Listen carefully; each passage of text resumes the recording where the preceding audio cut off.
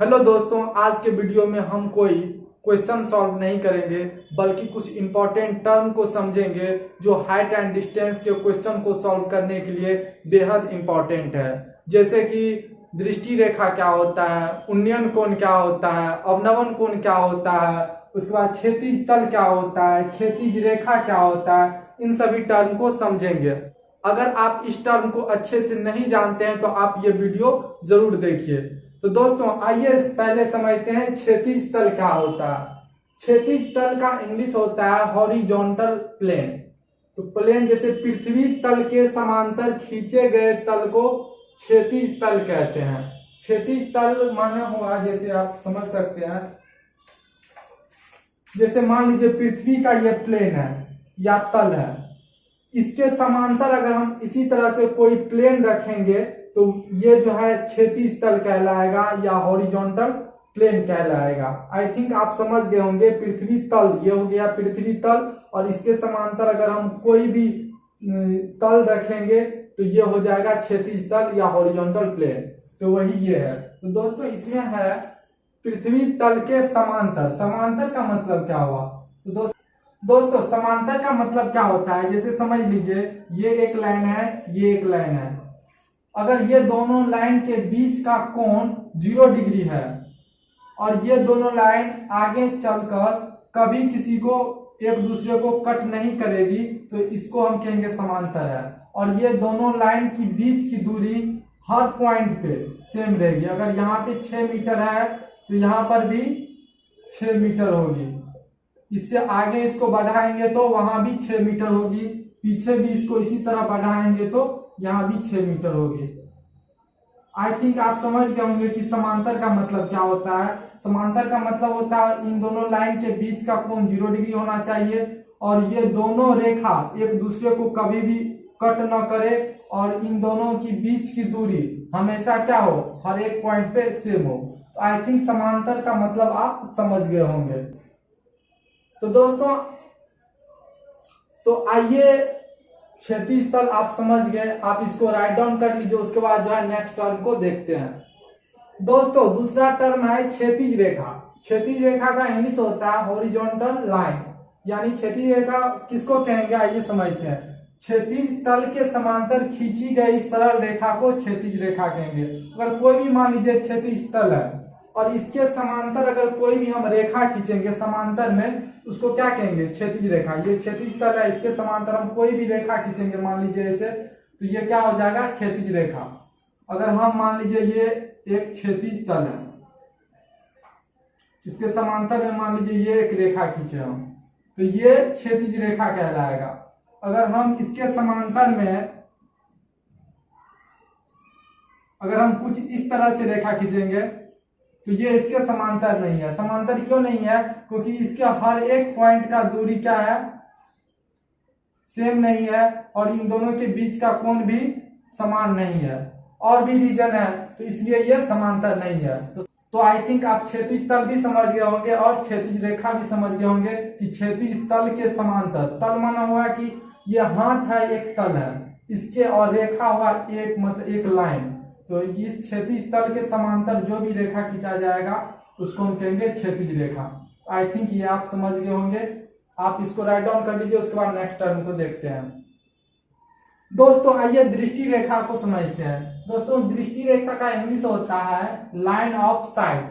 तो ये line of site क्या होता है, ये किसी दर्शक की आंख और देखी जाने वाली वस्तु को मिलाने वाली रेखा को दृष्टि रेखा कहते हैं। क्या होता है, किसी दर्शक की आंख, मान लीजिए दर्शक कौन है, विनोद है। दर्शक कौन है, विनोद है। विनोद की आंख और देखी जाने वाली वस्तु, मान लीजिए ये कोई चिड़िया है। तो दर्शक की आंख और देखी जाने वाली वस्तु को मिलाने वाली रेखा ये जो है, इसी को हम कहेंगे दृष्टि रेखा। दृष्टि रेखा या लाइन ऑफ साइट जो बोल दीजिए, दृष्टि रेखा या लाइन ऑफ साइट। तो आप समझ गए होंगे कि दृष्टि रेखा क्या होता है।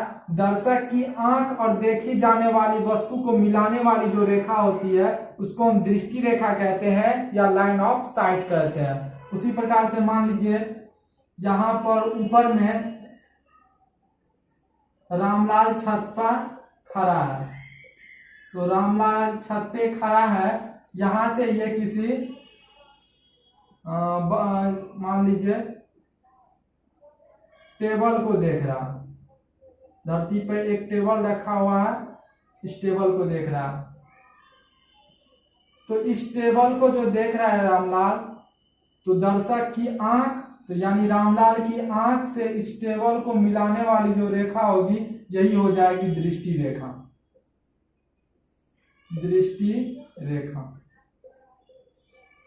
आई थिंक आप दृष्टि रेखा का मतलब समझ गए होंगे। आप इसको राइट डाउन कर लीजिए, उसके बाद जो है नेक्स्ट टर्म को समझते हैं। दोस्तों आइए उन्नयन कोण को समझते हैं। उन्नयन कोण का इंग्लिश होता है एंगल ऑफ एलिवेशन।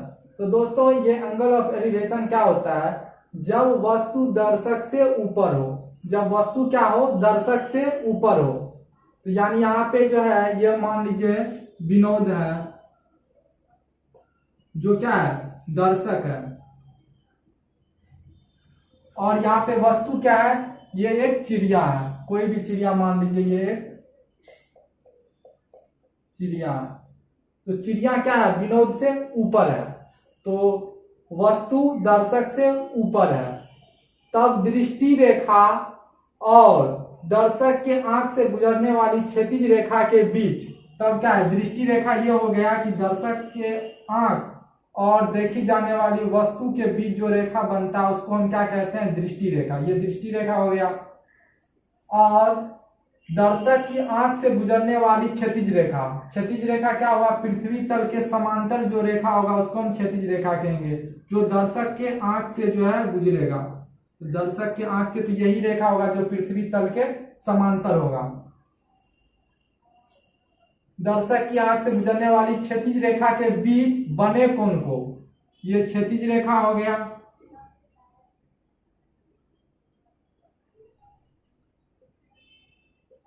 और ये दृष्टि रेखा हो गया। इन दोनों के बीच जो कोण बना ये यही हो गया उन्नयन कोण। इसी को कहेंगे एंगल ऑफ एलिवेशन। तो ये थीटा क्या है, उन्नयन कोण है। आई थिंक आप समझ गए होंगे कि उन्नयन कोण क्या है। क्या है, इस कंडीशन में वस्तु दर्शक से ऊपर रहेगा और दर्शक और दृष्टि रेखा और क्षैतिज रेखा के बीच जो कोण बनेगा उसको हम कहेंगे उन्नयन कोण।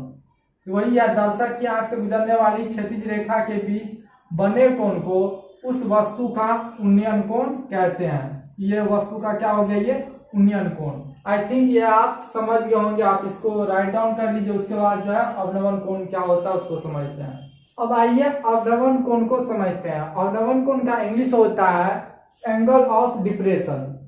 तो एंगल ऑफ डिप्रेशन क्या होता है ये उसको समझते हैं। इस बार क्या है, एक पेड़ पर जो है विनोद चढ़ गया है और इस बार विनोद क्या कर रहा है, नीचे में चिड़िया जो है यहाँ पे बैठी है, मान लीजिए ये कुछ खा रही है, अपना दाना चुनने के लिए यहाँ पे बैठी हुई है। तो इस बार जो है विनोद पेड़ पे चढ़ के इस चिड़िया को देख रहा है। तो ये क्या हो गया, ये दृष्टि रेखा, क्योंकि दर्शक और देखी जाने वाली वस्तु के बीच जो रेखा बनता है उसको हम कहते हैं दृष्टि रेखा या लाइन ऑफ साइट। तो ये हो गया आपको दृष्टि रेखा। दृष्टि रेखा। और जो है इतना आप समझ गए कि ये दृष्टि रेखा है। तो आइए क्या कहता है अवनवन कोण, दर्शक की आंख से जब कोई वस्तु नीचे हो, इस बार वस्तु नीचे होगा और दर्शक ऊपर होगा, देखने वाला व्यक्ति ऊपर होगा और जो वस्तु होगा वो नीचे होगा, तब जो है अवनवन कोण का कंडीशन बनेगा। तो कम ऊंचाई पर हो, यानी नीचे हो या कम ऊंचाई पर हो, देखने वाली वस्तु नीचे हो या कम ऊंचाई पर हो, बात तो सेम ही है, या वस्तु नीचे हो या दर्शक से कम ऊंचाई पे हो, तो क्षैतिज रेखा और दृष्टि रेखा के बीच के न्यून कोण को वस्तु का अवनवन कोण कहते हैं। तो क्षैतिज रेखा क्या हो जाएगा, पृथ्वी तल के समांतर जो रेखा होगा उसको क्षैतिज रेखा कहेंगे। तो ये दर्शक की आंख है यहाँ से पृथ्वी तल के समांतर एक हम रेखा खींचेंगे। तो ये जो हम रेखा खींचेंगे ये क्या हो जाएगा, क्षैतिज रेखा। ये हो गया क्षैतिज रेखा, क्षैतिज रेखा, क्योंकि ये रेखा क्या है, पृथ्वी तल के समांतर ये रेखा है। तो ये हो गया क्षैतिज रेखा। और दृष्टि रेखा के बीच जो कोण बनता है उसको हम कहते हैं अवनवन कोण। यहाँ पे अवनवन कोण ये हो गया।